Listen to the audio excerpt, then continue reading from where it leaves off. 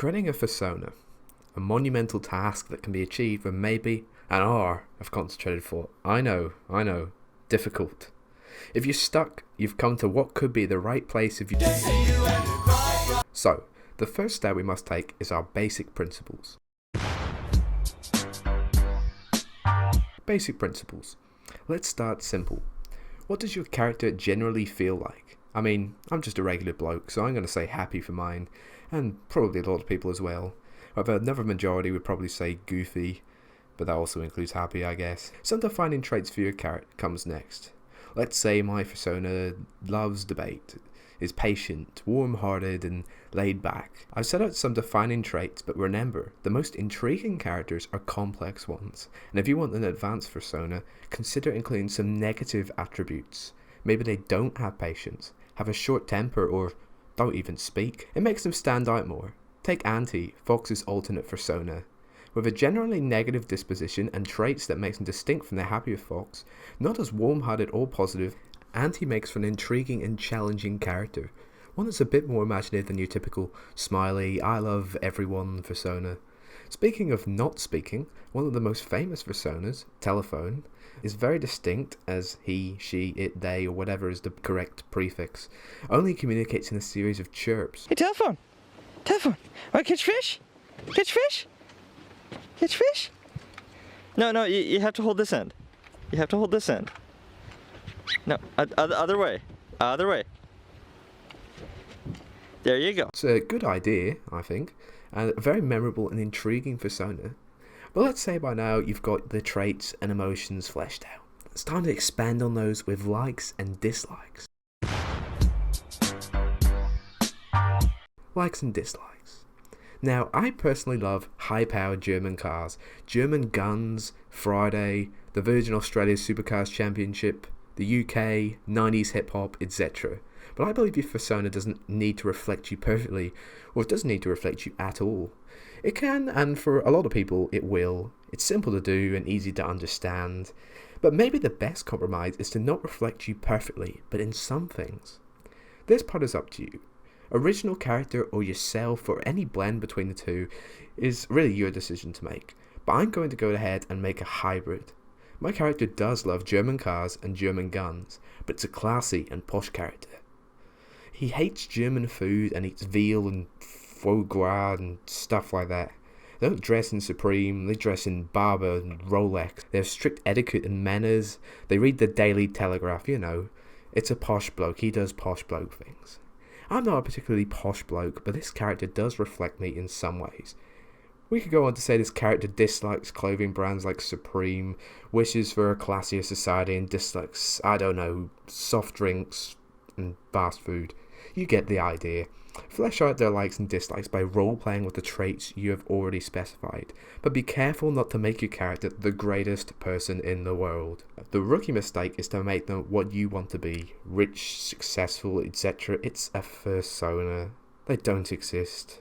They haven't made any money, unless you somehow monetize your Fursona, I don't know. Now, we have likes and dislikes, traits and quirks ironed out. It's now time to consider the design of your character, their physical appearance.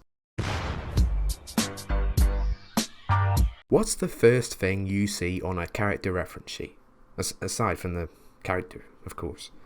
Usually their name, species, and height. And these are perhaps the toughest considerations to make. But we need to make them at some point. And before you say Fox, give it some thought, please. Surely it could be a Shiba Inu or a Beagle or something. Heck, it doesn't have to be canine at all. Though, I know we all love a good doggo. I'll throw some species out for you. Dingo, German Shepherd, Golden Retriever, Cat, Rabbit, Wolf, Sergal, Dutch Angel Dragon. And these are the fictional furry species. I'll stop here. You get the idea. Foxes are great, I know, but there's a lot of them. I'd say maybe 30% plus of Fursonas are foxes. But that's not to say you can't be a fox, just a consideration if you want your Fursona to stand out. You should pick a species that you like and one that fits your character. I mean, I love Golden Retrievers personally. My calendar is the Golden Retriever calendar. But my character is also classy, and I think Retrievers can be classy as well.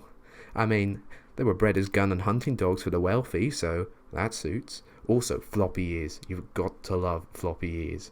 Translates well onto a fursuit. On that note as well, when choosing a height, if you're planning to get a fursuit, it's probably wise just to leave your height as what your real height is. So for me, that's about 6'4". If you aren't, well, this specification is really only for art. Do you want your Fursona to be small or tall in any depictions of it? Anyway, for me that's done, species and height chosen. It's a difficult decision to make, but hopefully you'll come to be happy with the one you made, even if you made it in 5 seconds. Now, on to more complex appearance questions. What level of anthropomorphism does your Fursona display? Basically, at what point is your character in the human to animal conversion? So, are they a straight up fox, or are they Fox McCloud, like just standing up and speaking English? Are they what you consider feral, which is your standard fox, semi-feral, so kind of a hybrid between them both? Maybe they're not quite speaking English, but they can stand on 2 feet. Or classic anthropomorphic character? Well, this is an important decision as it might render your previous design choices null. After all, a feral dog can't really enjoy German performance engineering. Most people will go classic, and much fewer will choose semi-feral or feral, as it's generally harder to justify fursuits of these. Once you've got this out of the way and have already selected a species, it's time to move on to the next most important part of the process: colours. Colours are by far the hardest thing to get right. Selecting a palette and then moving on to the order and positioning will take a long time for a lot of people, especially if you use more than 2 or 3 colours. I recommend you take a look at the palettes. I've created out some popular Fursonas to get an idea of the composition. I've also put their reference sheets on screen as well, so you can see some finished designs. If you want to make your own, I recommend using the coolers.co website, where you can randomly generate palettes and fine-tune your own. And you can even pick the colours out of photos, which is very useful. Of course, the best tool for making these, in my opinion, would be Adobe Photoshop, where you can make a little palette sheet and pick and choose colours from multiple images to make a final palette. For the purpose of this video, I do have to move on quickly, but this part, choosing your colour scheme, will take you a long time. So, some more consideration design, distinct markings, body modifications, and clothing. A lot of people like to do markings such as spots or tiger stripes, even just straight up stripes. These aren't required, but they can give you some nice detailing to your character. You may want to consider things like scars if your character has a backstory, but just make sure it's not too edgy. Come on, we don't need another Batman replica in the world.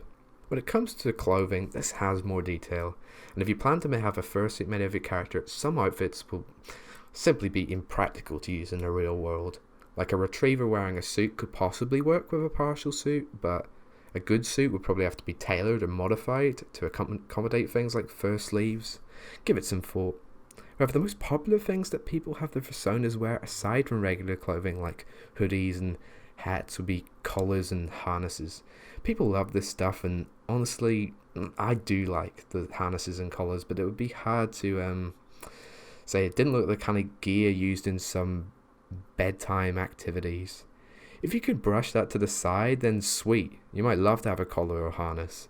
There are people you can commission a harness from as well as collars, but from what I've heard, you should definitely not take yourself down to the pet store to try one on. You could take a measurement of your neck and compare it to the collar, but I've heard buying from the bedroom activity sellers online results in comfier and better fitting collars. Of course, those options probably aren't as good as a custom made one. Just items to consider though, depending on your budget. Really, all this is really a minor thing, but you might think it really adds to its character, especially if you colour coordinate. So let's say you have red as a highlight colour for spots or something, and then you get a red colour. Might work really well. So how can you go ahead and start putting pen to paper or mouse to Photoshop as it may be? Well, one way to do this is to go on Fur Affinity and download a basic reference template. Use that and start colouring to produce a simple reference sheet, which could be your full-time reference sheet or just a sheet you use to then get a better reference sheet made of it for about $50 US. Another method I've seen for some species like Sergals and Dutch Angel Dragons is to go on Fur Affinity and use a complete generator there, made with Adobe Flash or something like that.